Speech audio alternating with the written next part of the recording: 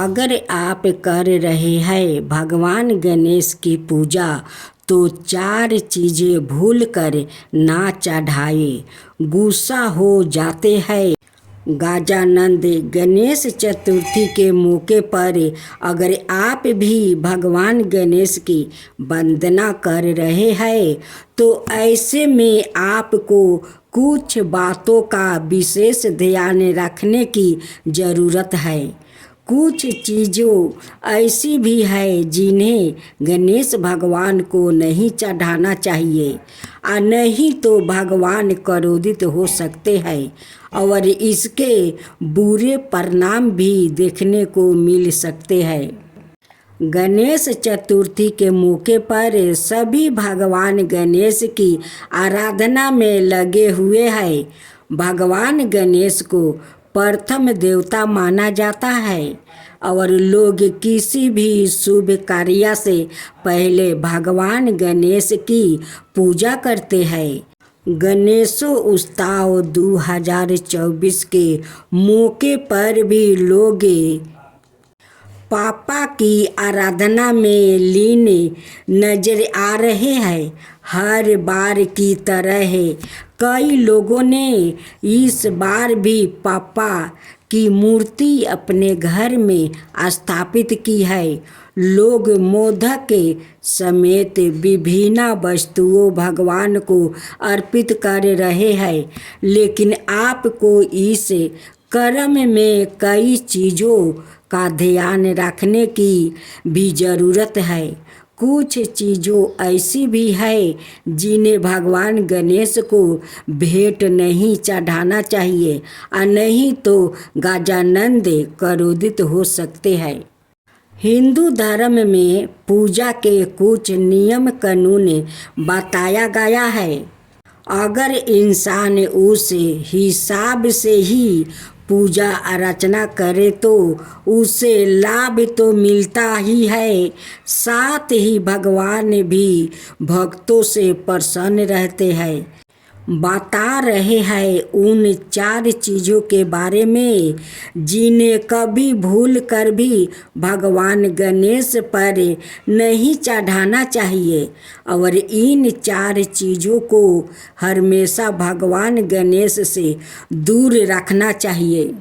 भगवान गणेश पर सफ़ेद वस्तु नहीं चढ़नी चाहिए, इससे गणेश जी क्रोधित हो जाते हैं। मान्यता के अनुसार एक दफ़ा भगवान गणेश पर चंद्रदेव हंस दिए थे, जिसकी वजह से भगवान गणेश क्रोधित हो गए थे और उन्होंने चंद्रदेव को श्राप दे दिया था। ऐसे में चंद्रमा से जोड़ी कोई भी चीज़ों गणेश जी को अर्पित नहीं करना चाहिए। अगर आपने भगवान गणेश पर सफ़ेद फूल या कोई सफ़ेद वस्तु चढ़ाया तो इससे पूजा सफल नहीं हो पाती है और भगवान गणेश भी बहुत नाराज होते हैं। चावल भी सफ़ेद होता है। टूटा चावल या खंडित चावल कभी भी गणेश भगवान पर नहीं चढ़ाना चाहिए। ऐसा करने से गणेश जी खफा होते हैं और मनोवांछित फल भी भक्तों को नहीं मिलता है। केतकी का फूल अगर आपने गौर किया हो तो केतकी का फूल भी सफ़ेद पीले रंग का होता है। सफ़ेद रंग की वजह से यह फूल भी गणेश भगवान के लिए अर्पित माना जाता है और इस फूल को भी गणेश भगवान को नहीं चढ़ाना चाहिए। तुलसी को यूँ तो काफ़ी शुभ माना जाता है और हिंदू धर्म में देवी देवताओं को लोग तुलसी अर्पित करते हैं। खुद हमारी हिंदू मान्यताओं में तुलसी की पूजा की जाती है और इसके कई औषधि सफ़ेद भी है, लेकिन आपको यह मालूम होना चाहिए कि आपको कभी भी गणेश भगवान की पूजा के दौरान तुलसी अर्पण नहीं करनी चाहिए, इससे भगवान गणेश नाराज होते हैं और पूजा का फल भी नहीं मिलता है। अब सुने चौठ माता का व्रत कथा। एक नगर में एक बुढ़िया माँ रहती थी। वो अपने बेटे की सलामती के लिए 12 महीना की चौठ का व्रत करती थी। हर चौठ को पसारी से थोड़ा सा गुड़ और घी लाकर 4 लड्डू बनाती, एक बेटे को देती और एक से पूजा करती, एक हाथ कार के लिए निकालती और एक चांद उगने पर खुद राख लेती थी। एक बार उसका बेटा ताई से मिलने गया। ताई ने बैसाखी चौथ का व्रत रखा था। ताई से पूछा, माँ तो 12 चौथ करती है? ताई बोली, तेरी माँ तेरी कमाई से तर मल रखने के लिए 12 चौथ करती है। तू परदेश जाए तो वो एक भी चौथ नहीं करेगी। लड़के को लगा ताई सच कह रही है। घर आकर माँ से कहा, मैं परदेश जा रहा हूँ, यहाँ तू मेरी कमाई रखने पीने में ही उड़ा देती है। माँ ने समझा कर रोकना चाहा, पर बेटा नहीं माना। माँ ने उसे साथ ले जाने के लिए चौठ माता के आंखें दिए और कहा, मुसीबत में ये आंखें तेरी मदद करेंगे। वो आंखें लेकर रवाना हो गया। घूमते हुए एक नगर में पहुंचा।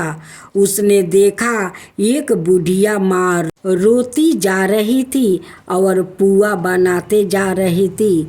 उसने कारण पूछा तो बुढ़िया माँ ने कहा, बेटा इस नगर की पहाड़ी पर एक दैत्य रहता है।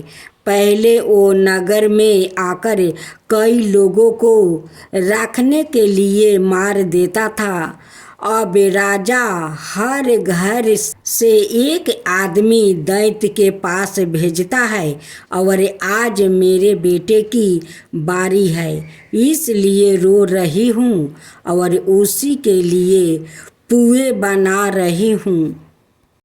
वो बोला, तू पुए मुझे खिला दे, तेरे बेटे की जगह मैं चला जाता हूँ। बुढ़िया माँ ने खीर पुए उसे खिला दिया। खा पीकर वो सो गया। रात को राजा के सैनिक आए तो बुढ़िया माँ ने उसे भेज दिया। दैत्य के सामने पहुँचने पर उसने चौठ माता का आंखें दैत्य की तरफ फेंक कर कहा, हे चौठ माता, यदि मेरी माँ मेरी सलामती के लिए व्रत करती है तो दैत्य का सिर काट कर गिर जाए। तुरंत दैत्य का सिर कट गया।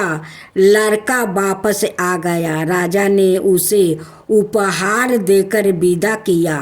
चलते हुए एक दूसरे राजा के नगर में पहुंचा। इस राज्य में आवा तभी पकता था जब एक इंसान की बलि दी जाती थी। सिपाहियों ने उसे पकड़कर आवे में चून दिया। लड़के ने आंखें आवा में डाले और कहा, हे चौठ माता, यदि मेरी माँ मेरी लिए व्रत करती है तो आवा मेरी बलि लिए बिना ही झट से पक जाए। आवा तुरंत पक गया। आवा में से मिट्टी की जगह सोने चांदी के बर्तन निकले। अंदर से लड़का बोला, बर्तन धीरे धीरे निकलना, मुझे लाग नहीं जाए। राजा ने उसे निकलवाया और पूछा, इस अवे से तुम बच कैसे गया? लड़के ने बताया कि उसकी माँ चौठ माता का व्रत करती है। व्रत के कारण ही वो बच पाया है। राजा को विश्वास नहीं हुआ। उसने एक चांदी की सोराही मंगवाई और कहा कि सोराही की नली से निकल कर दिखाओ, तभी मुझे विश्वास होगा। लड़के ने चौठ माता को याद करके आंखें सोराही में डाले और कहा, मैं भांवरा बनूं, सोराही से निकलूं। लड़का भांवरा बनकर सोराही से निकल गया। राजा खुश होकर राजकुमारी की शादी उसके साथ करवाई और सभी लोग को चौठ माता का व्रत करने को कहा। उसे माँ की याद आई। उसने राजा के पास जाकर खुद के नगर जाने की इच्छा जाहिर की। राजा ने रथ, घोड़ा, हाथी और खूब सारा दान दहेज देकर उन्हें विदा किया। चौथ के दिन अपने नगर पहुंचा। वो अकेला पंसारी के यहाँ माँ का इंतजार करने लगा।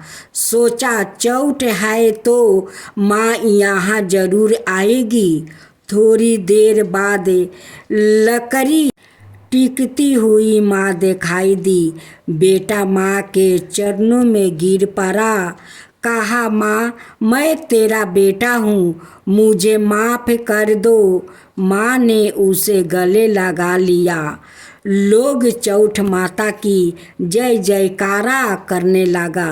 उस नगर के सभी लोग चौठ माता का व्रत करने लगे। हे चौठ माता, जैसे बुढ़िया माँ और उसके बेटे की सहायता की, वैसे ही हमारी भी करना। कहानी कहने वाले सुनने वाले पर कृपा करना। बोलो चौठ माता की जय। अब सुने लपसी तपसी की कथा। एक तपसी था, एक लपसी था। तपसी हमेशा भगवान की तपस्या में लीन रहता था। तपसी रोजाना 1.25 सेर की लपसी बनाकर भगवान का भोग लगाकर जिम लेता था। एक दिन दोनों लड़ने लगे। तपसी बोला, मैं रोज भगवान की तपस्या करता हूँ, इसलिए मैं 12 हूँ। लपसी बोला, मैं रोज भगवान को 1.25 सेर लपसी का भोग लगाता हूँ, इसलिए मैं 12 हूँ। नारद जी वहाँ से गुजर रहे थे। दोनों को लगता देख कर उसने पूछा कि तुम क्यों लड़ रहे हो? तपसी ने खुद के 12 होने का कारण बताया और लपसी ने अपना कारण बताया। नारद जी बोले, तुम्हारा फैसला मैं कर दूंगा। दूसरे दिन लपसी और तपसी नहा कर अपनी रोज की भांति करने आए तो नारद जी ने छुप कर 1.25 करोड़ की एक औंठी उन दोनों के आगे रख दिया। तपसी की नज़र उस औंठी पर पड़ी तो उसने चुपचाप औंठी उठाकर अपने नीचे दबा लिया। तपसी की नज़र औंठी पर पड़ी, लेकिन उसने ध्यान नहीं दिया। भगवान को भोग लगाकर तपसी खाने लगा। नारद जी सामने आए तो दोनों ने पूछा कि कौन बड़ा और कौन छोटा? तो नारद जी ने तपसी से खारा होने को कहा। वो खारा हुआ तो उसके नीचे दबी औंठी दिखाई पड़ी। नारद जी ने तपसी से कहा, तपस्या करने के बाद भी तुम्हारी चोरी करने की आदत नहीं गई, इसलिए लपसी 12 है और तुम्हारी तपस्या का कोई फल भी नहीं मिलेगा। तपसी शर्मिंदा होकर माफ़ी मांगने लगा। उसने नारद जी से पूछा, मुझे मेरी तपस्या का फल कैसे मिलेगा? नारद जी ने कहा, यदि कोई गाय और कुत्ते की रोटी नहीं बनाएगा तो फल तुझे मिलेगा। यदि कोई ब्राह्मण को भोजन करवाकर दक्षिणा नहीं देगा तो फल तुझे मिलेगा। यदि कोई साड़ी के साथ ब्लाउज नहीं देगा तो फल तुझे मिलेगा। यदि कोई दिए से दिए जलाएगा तो फल तुझे मिलेगा। यदि कोई सारी कहानी सुने लेकिन तुम्हारी कहानी नहीं सुने तो फल तुझे मिलेगा। उसी दिन से हर बरत कथा कहानी के साथ लपसी तपसी की कहानी भी सुनी और कही जाती है। एक बुढ़िया थी, उसने अपनी बहू से कहा, तू दूध दही बेच के आ। वो बेचने गई तो रास्ते में औरतों पीपल पथवारी सींच रही थी। उनको सींचता देखकर बहू ने पूछा कि तुम यह क्या कर रही हो। औरतों बोली कि हम पीपल पथवारी सींच रही हूँ, इससे अन्न और धन होता है। 12 बरस का बिछड़ा हुआ पति मिल जाता है। बहू बोली, ऐसी बात है तो तुम पानी से सींचती हो तो मैं दूध से सींचूंगी। गुजरी बहू रोजाना दूध दही बेचने नहीं जाती। वो रोजाना दूध को पीपल में और दही पथवारी में सींचती है। सास दूध दही का दाम मांगती है तो कह देती है, महीना पूरा हो जाने पर लाकर दूंगी। कार्तिक का महीना पूरा हो गया। पूर्णिमा का दिन बहू पीपल पथवारी के पास जाकर बैठ गई। पथवारी ने पूछा, तुम मेरे पास क्यों बैठ गई? बहू बोली कि सासू दूध दही का दाम मांगी। पीपल पथवारी बोली कि मेरे पास क्या दाम रखा है, यह भारा ढिढरा पान पथौरा, इसको ले जा। बहू ने वही ले जाकर कोठरी में रख दिया और डर के मारे कपड़ा ओढ़ कर सो गई। सासू बोली, पैसा ले आई? बहू बोली, कोठरी में रखा है। सासू ने कोठरी खोल के देखी तो देखा हीरा मोती जगमगा रहा है। सासू बोली, बहू इतना धन कहाँ से लाई है? बहू ने आकर देखा तो सच्ची में ही धन भरा हुआ है। बहू ने सास को सारी बात बता दिया। सास ने कहा, अब की कार्तिक में मैं भी पथवारी सींचूंगी। कार्तिक आया, सास दूध दही तो बेचे आती, हंडी धोकर पीपल पथवारी में चढ़ा देती है। आकर बहू से कहती है, मेरे से दाम मांगे।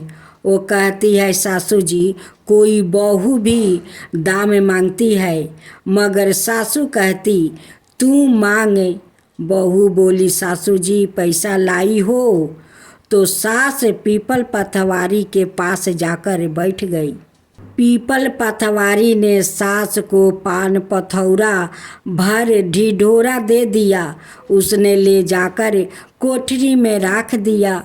बहू ने खोल कर देखा तो उसमें कीड़े मकोड़े बिलबिला रहे हैं। बहू ने कहा, सासू जी यह क्या? सास ने आकर देखा और बोलने लगी, पीपल पथवारी बड़ी दोगली है, पट पीटन है।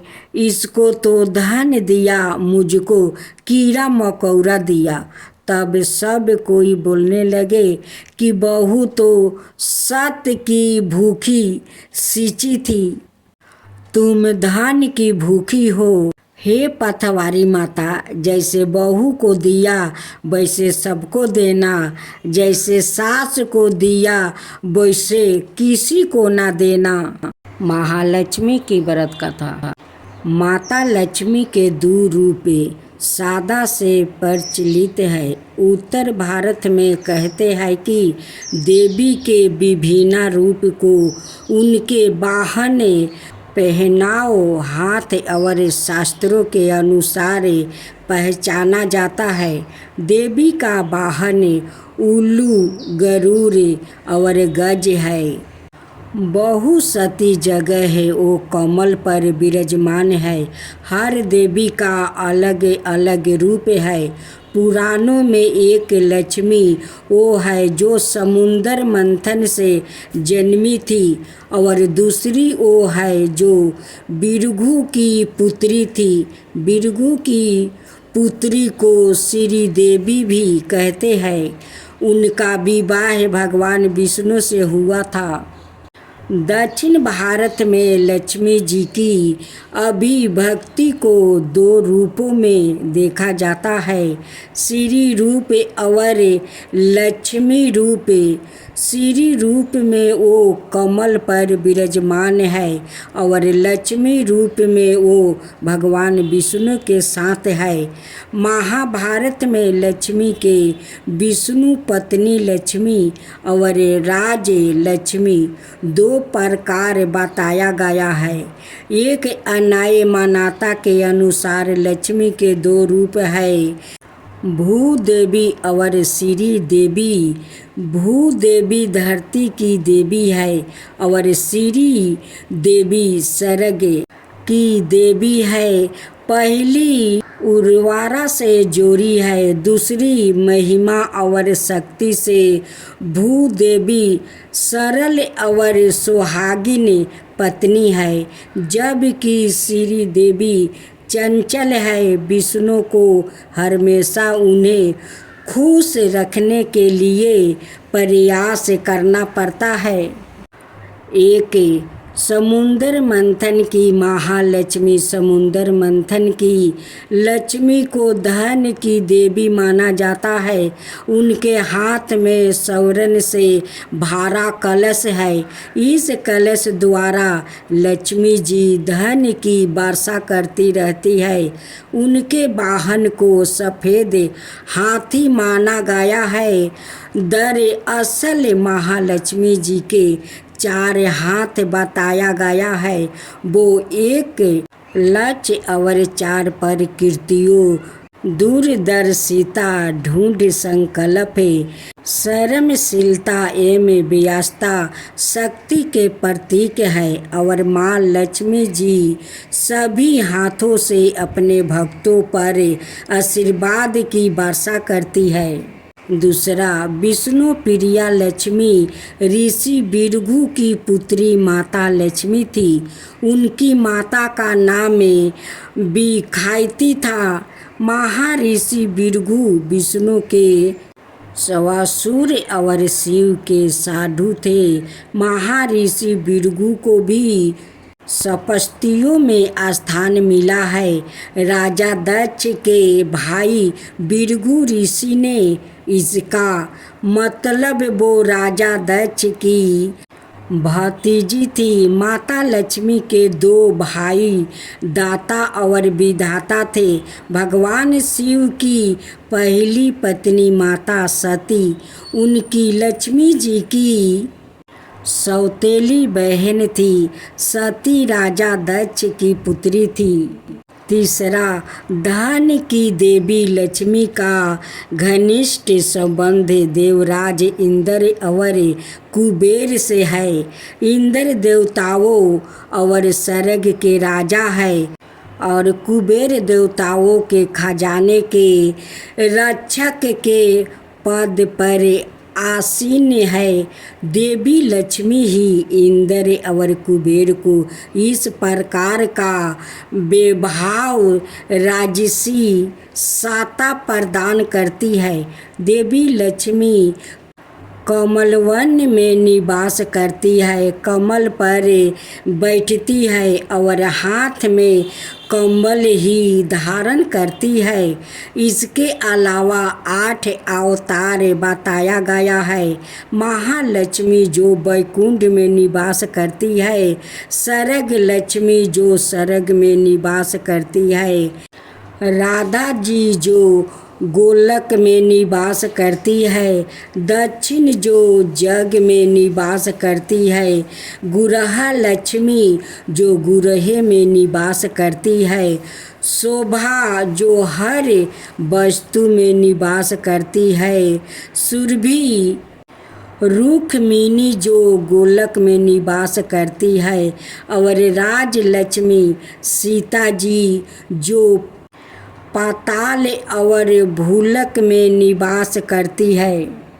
अष्टलक्ष्मी, आदि लक्ष्मी, धन लक्ष्मी, धनाय लक्ष्मी, गज लक्ष्मी, संतान लक्ष्मी, वीर लक्ष्मी, विजय लक्ष्मी या जाया लक्ष्मी और विद्या लक्ष्मी या सभी माता लक्ष्मी के विभिन्न रूप है।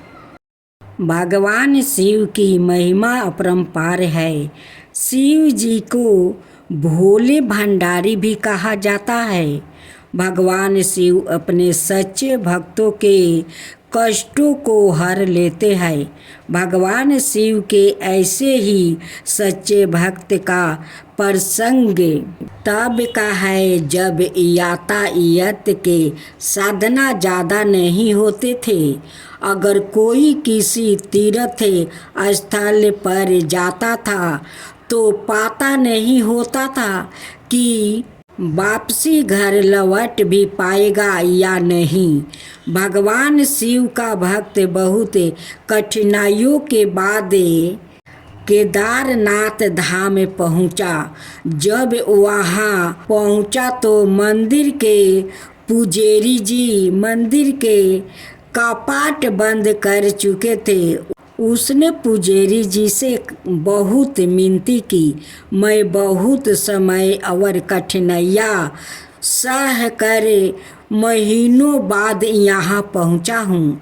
आप कृपया मुझे दर्शन करने दें। पुजारी जी ने बहुत विनम्रता से बोला कि इस मंदिर का नियम है कि इसके कपट 6 महीने खुलते हैं और 6 महीने बंद रहते हैं। अगर एक बार कपट बंद हो जाएगा तो 6 माह बाद ही खुलेगा। अब आपको 6 मास बाद ही आना पड़ेगा। यहाँ पर जीवन बहुत कठिन है क्योंकि जहाँ बहुत ज़्यादा ठंड पड़ती है, आप वहाँ नहीं रह सकते हैं। इतना कहकर पुजारी जी वहाँ से चल गया। भगवान शिव का भक्त उनका नाम स्मरण करने लगा। प्रभु, आप तो जानते हैं कि मैं कितनी श्रद्धा भाव से यहाँ पहुँचा हूँ। रास्ते में आने वाली कठिनाइयों का बाद भी मेरा मन विचलित नहीं हुआ था क्योंकि मेरे मन में आपके दर्शन की लालसा था। उनके आँखों से आंसू का धारा वो बह रही थी। उसे भूख और प्यास भी लग रही थी। कुछ समय पश्चात वहाँ पर एक साधु बाबा आए। उन्होंने उसका हाल चाल पूछा। शिव भक्त ने अपनी सारी व्यथा उनको सुना दिया। साधु बाबा ने उसे पीने को पानी और खाने को भोजन दिया। उसे हौसला दिया कि मुझे विश्वास है कि कल मंदिर के कपट अबर से खुलेगा। साधु बाबा से बात करते करते कब शिव भक्त को नींद आ गई उसे पता नहीं चला। सुबह जब सूर्य का प्रकाश से उसकी नींद खुली तो क्या देखता है कि पुजारी जी पूरी मंडली के साथ मंदिर का कपट खोल रहे थे। वहाँ पुजारी जी का पास गया और कहने लगा कि आप तो कहते थे कि कपट 6 मास बाद पंडित जी को उस भक्त का स्मरण आया। आया कि उसने मुझसे कपट खोलने की मिनती की थी। पंडित जी ने कहा, मैं तो 6 मास के बाद ही आया हूँ। फिर शिव भक्त ने पंडित जी के जाने के बाद एक साधु बाबा से मिलने का पूरा प्रसंग सुनाया। पूरा वृत्तांत सुनकर पुजारी जी अस्तबद्ध थे। कोई 6 मास तक बिना किसी साधन के इस ठंडे में कैसे जीवित रह सकता है। पुजारी जी उस भक्त का चरणों में गिर गया। वो कहने लगा कि कितने बरस बीत गया मंदिर में सेवा करते, लेकिन कभी प्रभु के दर्शन नहीं कर पाया। लेकिन तुम्हारी आस्था सच्ची थी। तुम्हारी करुणा पुकार सुनकर भगवान शिव केवल सवाए तुम्हें भोजन और पानी देकर गया। बलिक भोलेनाथ ने 6 मास के काले खंड को योग माया से एक रात्रि में समाप्त कर दिया। सच ही कहते हैं कि ईश्वर की भक्ति इतनी सच्ची आस्था से करो, अगर कष्ट तुम पर हो फिकिर ईश्वर को ही, भक्त को कष्ट से कैसे उबरना है। तो भगवान शिव का ओम नमः शिवाय, हर हर महादेव, हर हर महादेव कह कर भोलेनाथ को प्रसन्न करो। भोलेनाथ अपना भक्त का पुकार जरूर सुनते हैं, उन्हें दर्शन भी देते हैं।